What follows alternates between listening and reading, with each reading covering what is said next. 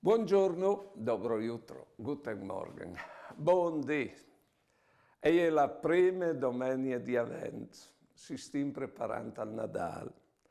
Alle venuto in una stale in che volte là, e al vignerà anche in questo nostro mondo malvalit, e soprattutto per coronavirus, quindi Dio dice che non si insegna.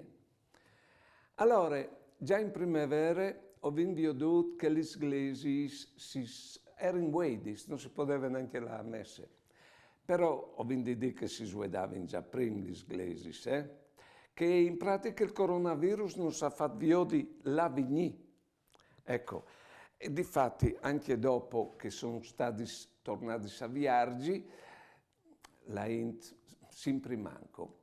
Ogni modo, so vi odin la vigni in che senso? Che modo di vivere la religione sta finendo. Ho detto che finisce la nostra storia, la nostra cultura, la nostra religione. Ecco, sta finendo e quindi pensare a nuove forme di vivere la fede insieme. Poi bene, un'altra roba è che col coronavirus la più malade è proprio l'economia.